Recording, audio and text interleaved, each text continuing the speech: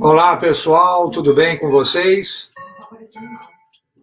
Tudo bem com vocês? Espero que vocês estejam bem. Nós estamos aqui na primeira versão do programa Depois da Vírgula ao vivo, né? E eu queria fazer desse encontro um encontro mais relaxado, um encontro menos pautado. E o objetivo desse projeto aqui, foi poder responder às inúmeras perguntas que chegam no canal. E essas perguntas, obviamente, são perguntas que nem sempre eu posso responder, porque nós não temos um canal profissional com pessoas esperando para responder. Então, eu, em respeito aos meus assinantes, nós idealizamos um projeto, e esse projeto, a ideia dele é usar para responder, dar um aspecto mais interativo ao canal. Então, eu tenho muita satisfação, né, e por isso eu estou explicando o projeto, né, o Depois da Vírgula.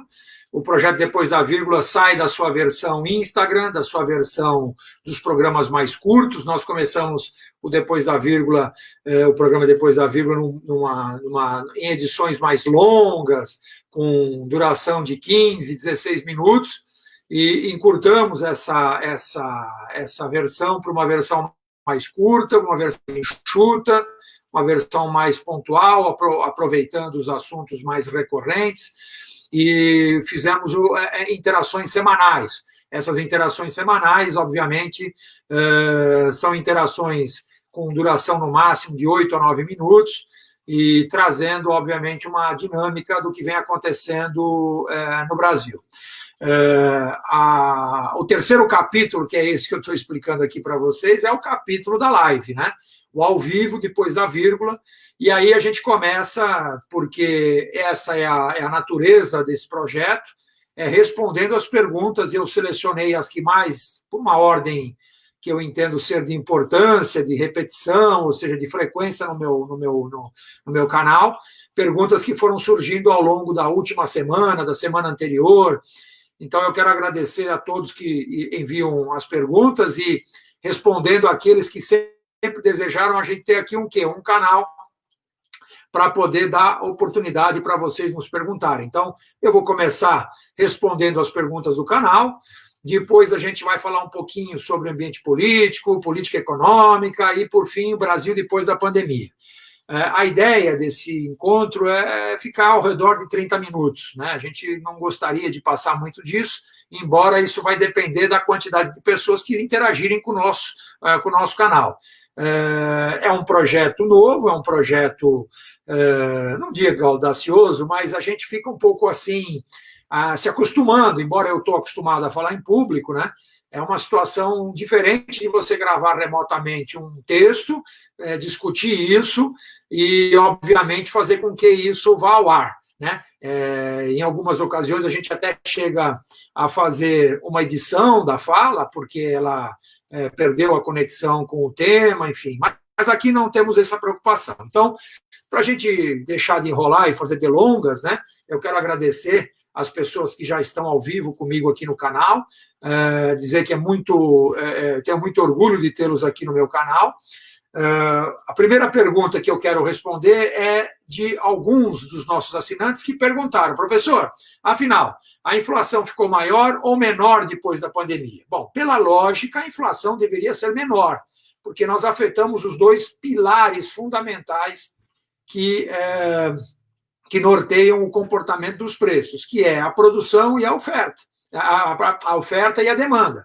Então, a oferta e a demanda foram duramente afetadas pelo processo da quarentena. Então, as pessoas não saíram para consumir, ou seja, tem menos gente comprando fisicamente, embora a gente tenha as plataformas eletrônicas, os e-commerces da vida, né? E as empresas, inicialmente, tiveram uma enorme dificuldade, obviamente, né, de estabelecer uma linha de produção ou manter uma linha de produção no sentido de ter uma vida normal. Então, a pergunta agora mais especificamente sobre a inflação. Então, a inflação, obviamente, está em queda. Nós tivemos agora os dados do ICBR, né, que é um índice acompanhado pelo Banco Central, que mede mais ou menos uma prévia da inflação, e nós tivemos uma queda de 9,7% do produto interno bruto no mês de abril. Para isso, a gente pode ter uma ideia do que possa ter acontecido com a inflação. A inflação vem caindo, o Banco Central tem cortado os juros, o Comitê de Política Monetária do Banco Central tem cortado os juros sistematicamente, o último corte trazendo a taxa atual de 2,25. E acho que aqui vale a gente comentar, os meus alunos que assistem minhas aulas de economia, mesmo aqueles outros alunos que não estão na disciplina de economia, mas me acompanham em outras disciplinas e têm acompanhado o nosso canal, que eu quero agradecer muito, né? Sabem sobre o comportamento da inflação. Como é que se comporta a inflação? Primeiro que o Banco Central, o Comitê de Política Monetária, ele tem como norte o quê? A meta inflacionária. Muito importante a meta de inflação para as decisões do Banco Central. Então, quando você está de olho nas metas de inflação, você está abrindo a possibilidade de cortar a taxa de juros, que é o que calibra a relação econômica na economia. Então, para a gente poder ter uma vaga ou uma ideia sobre isso, muitas vezes alguém ouve falar, puxa, a economia projetada, a inflação projetada do Banco Central, depois do corte recente de 2,25, é de 1,6. Mas que 1,6 é esse? É 1,6 para o ano de 2020 ou é 1,6 para os próximos 12 meses? É 1,6 para os próximos 12 meses, contando a decisão do Banco Central. Então, o Banco Central tomou a decisão há uma semana e meia atrás, ele olhou daquela decisão para 12 meses e projetou 1,6. Se vocês observarem a inflação corrente do ano de 2020, essa inflação, obviamente, ela está um pouquinho acima dessa inflação que vocês estão ouvindo que o Banco Central está contando. Então, o Banco Central está contando uma historinha aí de 1,6 para os próximos 12 meses, a inflação real, a inflação que estamos acumulando em 2020, certamente está acima de 2%, 2,5%, 2,4%. Lá no final, ela tende a convergir com a projeção de 12 meses. Então, muito provavelmente, lá em dezembro, se tudo continuar como está acontecendo aqui, eu não acredito que a nossa retração da nossa atividade econômica vai continuar na casa dos 9,7%, que foi o pico, imagino eu, né? O mês de maio ela já mostra um sinal de melhora, porque houve em alguns estados do Brasil, em algumas cidades, já a flexibilização, então você já está tendo o quê? Um comportamento diferente da produção, então nós já vamos chegar em dezembro, provavelmente com uma queda na atividade econômica muito diferente, imagino eu, dessa que nós apontamos aqui como 9,7%. Né? Então, isso tem a ver um pouquinho com o comportamento inflacionário. Então, uma coisa é a inflação projetada do Banco Central, outra é a inflação acumulada do ano de 2020. Fechou? Então, eu acho que eu já respondi essa questão. A inflação, ela tende a ser menor porque você tirou os agentes da economia do consumo. Você diminuiu de forma forte a relação de troca da economia. A segunda pergunta que predominou aqui no nosso canal foi a falta de coordenação entre estados e União, ela fez mal para a economia? Sim, é óbvio, né? Quando você procura tratar um problema que é um problema nacional, ou diria um problema mundial. Pandemia é uma expressão mundial, ou seja, você está enfrentando o mesmo problema que enfrentou o hemisfério norte, que enfrentou a Oceania, que enfrentou a Ásia. A América do Sul está enfrentando o mesmo problema com um delay de algumas semanas, como aconteceu quando vínhamos acompanhando as mortes na Itália, na Espanha. Então, tudo isso trouxe uma certa chance do governo, ou seja, da União e os estados, se prepararem para a chegada da pandemia. Né? Então, a falta de coordenação faz muito mal ao combate sobre os efeitos deletérios, os efeitos ruins que a economia vai sofrer, né, durante e após a pandemia, que é uma das nossas discussões do nosso encontro, da nossa live de hoje, aqui do nosso ao vivo de hoje, né? O que vai acontecer com o Brasil pós-pandemia. Mas, voltando à questão da falta de coordenação, então, nós tivemos aí a troca dos ministros da saúde por conta de posicionamentos ideológicos, nós tivemos um embate entre governadores e União, ou seja, estados e a União. Isso tudo faz com que as decisões para minorar, para combater, para reduzir o efeito da pandemia sobre a economia e sobre a sociedade, ela tenha uma fragmentação. Então, é muito comum você ver quando as pessoas não têm um senso comum, não têm uma coesão das ideias, é muito comum você ver cada uma correndo para cada lado. Então, isso aconteceu, isso impactou fortemente nos resultados. Nós estamos vendo agora, aqui em São Paulo mesmo, né? Vamos dar um exemplo no estado de São Paulo, que eu acho que esse exemplo ele é emblemático, né? Nós temos a capital tendo um comportamento diferente da pandemia, e aqui eu não estou respondendo por nenhuma autoridade da saúde, eu estou respondendo por um cidadão comum, por um cidadão que acompanha as notícias como vocês aí, e nós estamos vendo um leve achatamento, eu diria que um comportamento mais flat, como a gente tem uma expressão mais acalmada da curva, que não está tão íngreme, mas no resto do estado, ou seja, no interior, esse movimento é completamente diferente da capital. Por quê? Porque quando a capital tinha uma rigidez, quando ela não flexibilizou, o interior flexibilizou. Muitas cidades do interior não obedeceu a mesma lógica e a mesma determinação da cidade de São Paulo. Então, nós tivemos um grande problema com isso e o impacto disso está agora. Quando você vê as mortes em São Paulo crescer e você for mapear essas mortes, for mapear esses óbitos, você vai ver que elas estão ocorrendo fortemente no interior do estado e não na capital. Um exemplo clássico da quebra de protocolo que tem a ver com a pergunta do nosso internauta aqui.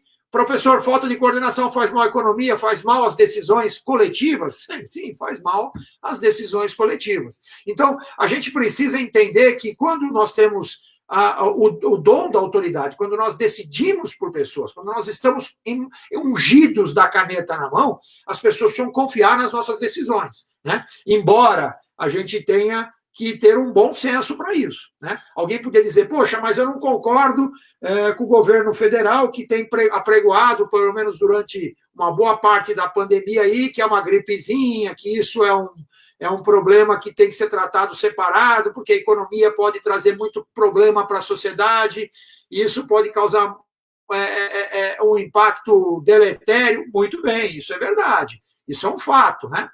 É verdade.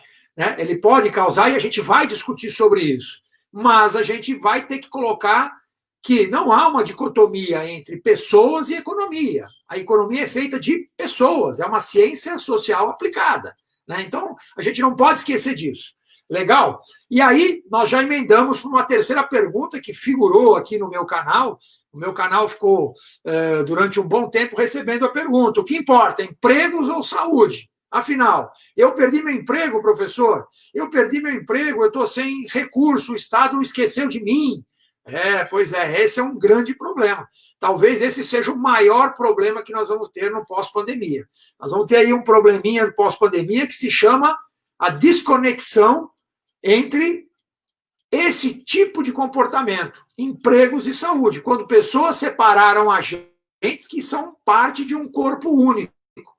Né? Ou seja, a economia ela precisa das pessoas. E que tipo de pessoas a economia precisa? Pessoas capazes de fazer a economia se mover. Pessoas sãs, pessoas com saúde, pessoas protegidas. Então, não existe economia sem pessoas. Não existe movimentar a economia. Um exemplo clássico disso, recentemente, inclusive ontem, em todas as redes sociais, quem quiser procurar, televisões, rádios, fizeram uma reportagem sobre a retomada dos shopping centers aqui em São Paulo, sobre o retorno às atividades. E qual é o impacto disso, ou seja, como é que os lojistas e como é que esses donos e proprietários de negócios estão vendo o retorno. E eles estão vendo que, na maioria, pelo menos os dados que nós temos aqui acesso, é que a queda em relação ao pré-pandemia, ou seja, antes de nós pararmos as atividades, foi da ordem de 80%. quase 90%. Ou seja, nós não temos a volta plena, mesmo com a abertura dos shoppings, com horários limitados, com todos os cuidados que os shopping centers estão tomando para proteger os seus consumidores, nós não estamos tendo a volta desses consumidores para as lojas. E por alguns motivos que são simples de resolver. Bom, o primeiro deles, evidentemente, é o pânico sobre saúde, né? As pessoas não estão à vontade, estão muito inseguras, né, evidentemente, com essa questão da pandemia. Elas não estão se sentindo à vontade para frequentar lugares públicos de aglomeração, embora muitos deles estão protegendo a aglomeração, né? Nós temos também um outro aspecto, que é o aspecto da renda, né? As pessoas, as famílias estão sem renda, estão absolutamente sem renda, e elas não têm condições de estar consumindo. Elas estão com o seu futuro indefinido, né? Então, a pergunta, o que importa, empregos ou saúde, nós não podemos dicotomicamente, não podemos separar essa situação, né? Isso faz parte de um conjunto dentro de um processo. Então, é muito importante que a gente tenha essa visão, né? Que esse processo que nós estamos verificando, inclusive lojistas fechando suas portas, nós estamos tendo um processo muito complicado também na periferia, para poder pegar ainda continuar pegando o gancho sobre essa pergunta. A periferia talvez tenha sido o lugar mais atingido por esse, talvez, problema de bloqueio econômico, porque a ajuda não está chegando aos pequenos comércios, a ajuda não está chegando aos pequenos restaurantes, às pequenas lanchonetes, aos pequenos prestadores de serviços. E esses empregadores potenciais estão fechando suas portas, né? Eles estão simplesmente abandonando sua atividade, o que é uma pena, o que é uma grande tristeza. Aí vem um pouco daquilo que a gente já tinha falado em programas anteriores, aqueles programas que até expliquei aqui no início, não esse da live, né? Mas aqui vai servir para a gente bater um papo com vocês que estão nos acompanhando, que podem fazer pergunta, inclusive enquanto eu estou aqui, vocês podem fazer pergunta, vai aparecer aqui no vídeo, né?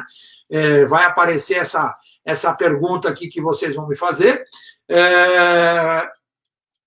Você pode fazer a seguinte pergunta, professor, mas, puxa vida, como é que nós vamos conviver com isso? Será que não está faltando um elo nessa corrente? Sim, está faltando um elo nessa corrente. Para que a quarentena fosse completa, nós precisávamos ter um atendimento amplo às pessoas que estão sendo convocadas, a sociedade que está sendo convocada a ficar em casa. Essas pessoas que estão em casa, essa sociedade que está convocada para ficar em casa, ela precisa, de alguma forma, ter a sua renda minimamente protegida. Essas pessoas vão comer, essas pessoas vão pagar suas contas. Então, não se trata de você exercer aqui o nós contra eles, que, aliás, vai ser a nossa discussão do ambiente político, né, que é o nosso tópico, depois que nós passarmos aí, vocês estão olhando aí no nosso rodapé, respondendo perguntas do canal. Então, eu abri o nosso encontro de hoje, nós já estamos a 18 minutos na nossa live aqui, quero agradecer às pessoas que estão nos visitando, dizer que sou muito honrado de vocês estarem aqui e respondendo as perguntas que foram enviadas ao nosso canal. Eu não tenho condições de estar respondendo, então nós resolvemos estabelecer uma live aí, um ao vivo, com uma certa frequência, talvez pelo menos uma vez por semana, normalmente aos finais de semana, porque quando todos estão em casa, de alguma forma deveriam estar todos em casa, mas quando todos estão um pouquinho mais folgados. Eu só peço desculpa por ter invadido aí a casa dos senhores nas vésperas do almoço, mas prometo que não vou demorar muito, eu vou apenas tomar um tempinho de vocês. Afinal, isso aqui é um programa piloto experimental, ele vai estar disponível aí para vocês depois assistirem, obviamente, né? Mas é importante frisar que o objetivo desse programa foi responder primeiro as perguntas do canal e depois, óbvio, aproveitar que estamos aqui e está aí à vontade para que vocês possam nos fazer a pergunta, curtir o nosso programa, né? Que acho que é legal que vocês possam curtir, dizer se estão gostando, críticas, né? Então, acho que respondi para vocês que nos perguntaram sobre separar emprego de saúde. A gente já vai falar um pouquinho sobre isso um pouquinho mais tecnicamente quando falarmos sobre ambiente político, sobre política econômica, que serão os nossos próximos tópicos. E uma pergunta que predomina muito se discute muito sobre ideologia, né? Tivemos vários embates aí entre estados e municípios, e sobre pessoas políticas, figuras públicas, né? Desculpe. E aí me perguntam, afinal, professor, me dê uma determinação do que é esquerda e do que é direita. O que é considerar uma pessoa de esquerda, o que é considerar uma pessoa de direita. As pessoas de direita ou pessoas que são chamadas de conservadoras são, em geral, pessoas que não querem mudanças da estrutura da propriedade. Então, nós temos o quê? Nós temos uma estrutura. Então, o modelo, ou seja, o pensamento de direita coloca como principal pilar de relacionamento a propriedade, né? Por isso, a gente fala sobre os princípios liberais. Quais são os princípios liberais? Os direitos de ir e vir da propriedade, o direito intelectual sobre a propriedade, né?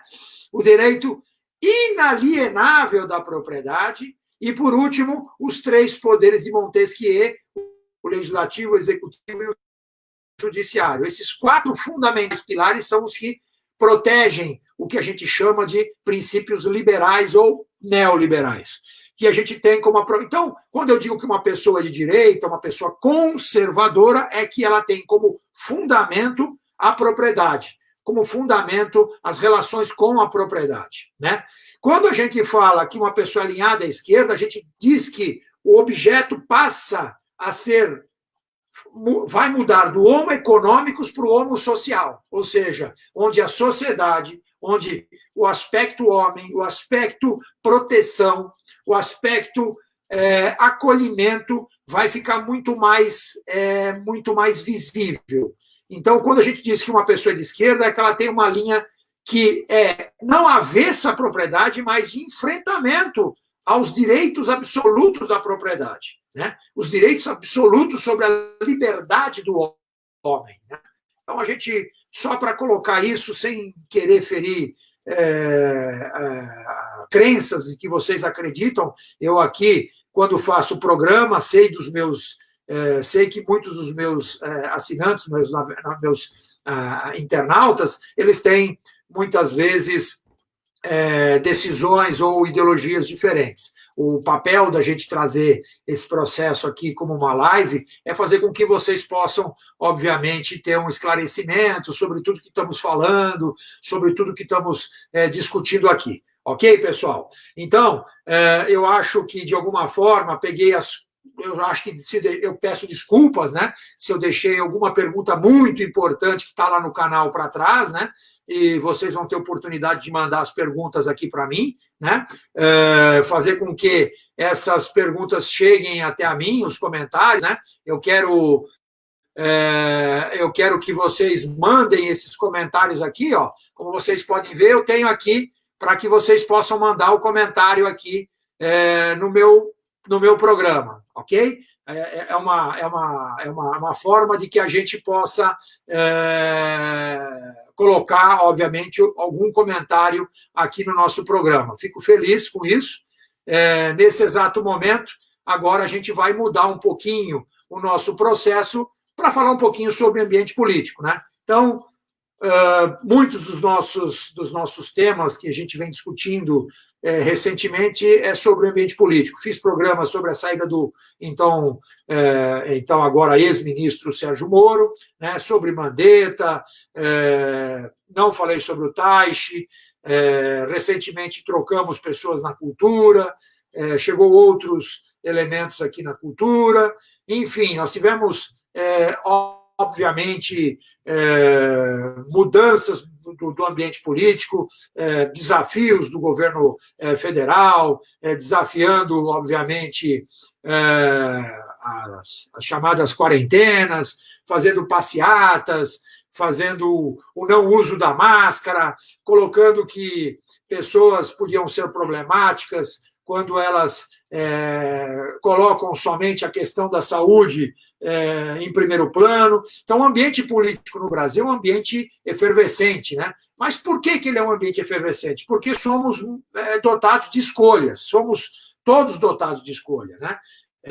Quando falamos de política, política lá na antiga Grécia, lá com Aristóteles, a polis, né? Política é gostar de assuntos da cidade, é ter uma proximidade de assuntos do seu ambiente, do seu ambiente social. Então, fazer política, ainda dentro da visão aristotélica, é colocar a palavra no espaço público. Então, eu estou fazendo, de alguma forma, política. Você faz política quando você expõe suas ideias para os seus familiares, marido, esposa, filhos, para o seu colega de trabalho. Você faz política, você coloca a sua palavra no espaço público, ok? Então, é muito importante. O ambiente político no Brasil é um ambiente de rivalidade. Nós estamos estabelecendo um ambiente de rivalidade, né? Onde expor o pensamento ideológico de algumas pessoas significa oprimir o de outras. E isso não é fazer política, isso não é um ambiente político correto, né?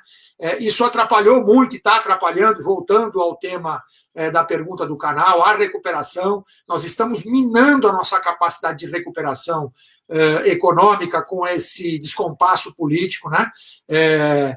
Nós estamos usando esse espaço público para agredir pessoas, para desconstruir bibliografia de pessoas, para deixar de ouvir pessoas importantes. Então, todo tipo de assunto é importante, todo tipo de assunto interessa, todo tipo de assunto tem direito ao debate. Ok? Então, é muito importante a gente entender que o ambiente político, nesse exato momento no Brasil, é um ambiente de rivalidade, e esse não é um ambiente bom. O ambiente bom é aquele ambiente que todos podem dizer aquilo que pensa dentro de uma lógica de senso comum que não coloque ninguém em risco. Ninguém está dizendo que atacar a democracia é exatamente dizer o que pensa. Você não pode cometer crimes contra a democracia estabelecida, contra os direitos civis estabelecidos. Isso é diferente de fazer exposição do pensamento político, ok? A gente teve aí ministros que colocou Noite dos Cristais, né? Fazendo uma referência ao princípio do objeto nazista, lá em 1938, na perseguição semita, né? No objeto antissemita, né? Noite dos Cristais. Então, uma coisa bem complexa, né? Tivemos antes mesmo, lá na cultura, tivemos um discurso aí de Joseph Goebbels, né? Uma coisa complexa, né? Então, precisamos tomar muito cuidado com esse tipo de situação. Ok? Então, esse apartezinho é só para a gente poder entender um pouquinho que o ambiente político está efervescente, é um ambiente político que pode produzir algo danoso para a nossa sociedade, e temos que tomar muito cuidado como estamos lidando com isso, né? Para encerrar essa história de ambiente político, muita gente fala, mas eu não sabia, eu acreditei que este ou aquele político ia fazer diferente. Bom, isso é um direito que cada um tem quando faz suas escolhas.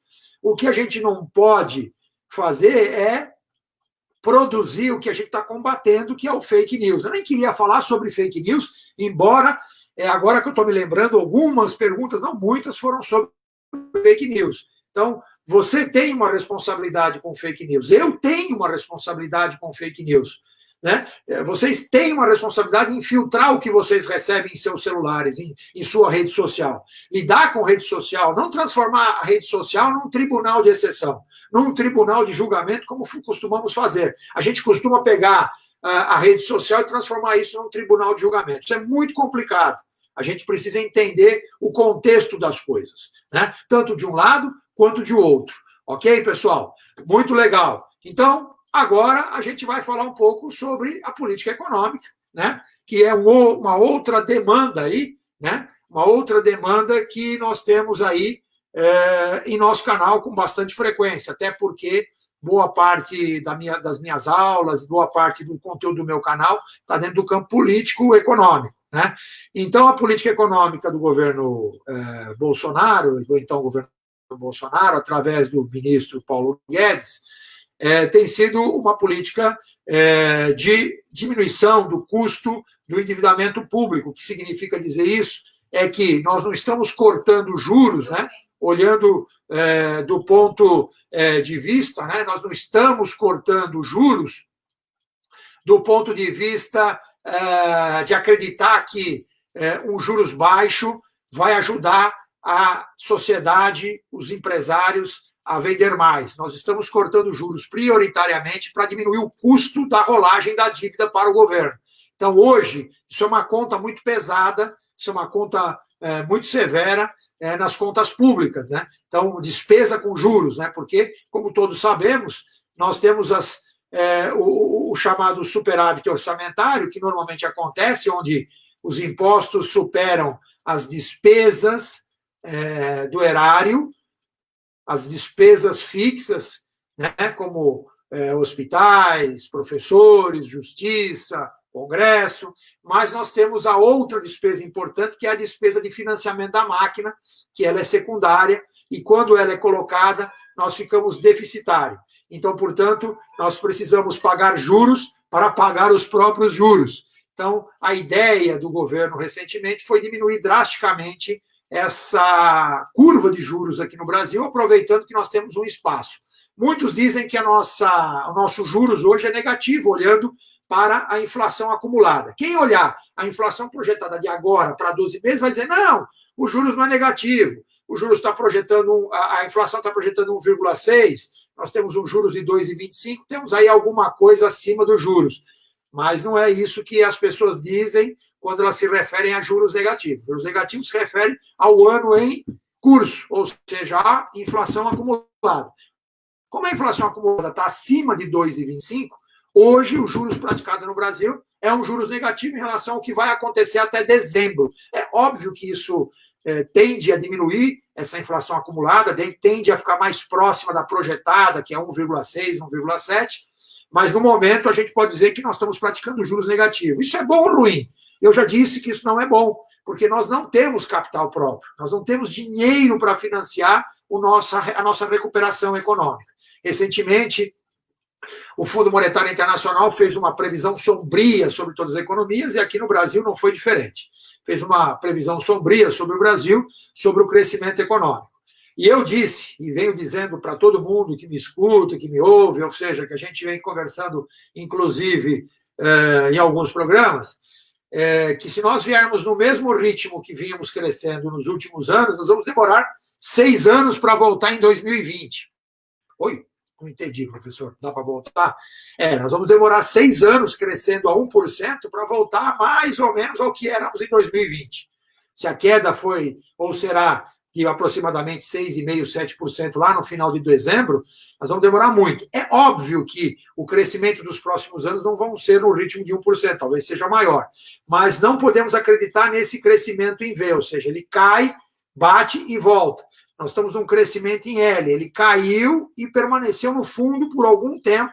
Nós já estamos há 4 anos nesse efeito L, eu tenho falado isso em alguns encontros, e evidentemente que isso é um problema muito sério e tem a ver um pouco com a recuperação econômica. E aí, para a gente já ir encerrando, como prometido, eu ia fazer uma livezinha experimental de 30 minutos, já estamos em 34. Quero agradecer àqueles que gentilmente participaram do nosso encontro aqui. O que será do Brasil depois da pandemia? Essa pergunta ela vale $1 milhão, né? Ninguém sabe, né? Se alguém está dizendo que sabe o que vai acontecer com o Brasil depois da pandemia, esse cara tem uma informação que vai valer mais de $1 milhão para ele. O Brasil, depois da pandemia, será muito parecido com aquele ditado: você é aquilo que você come, você é aquilo que você acredita. Então, se você acredita, você será aquilo que você acredita. Se você come mal, você será resultante da sua alimentação ruim.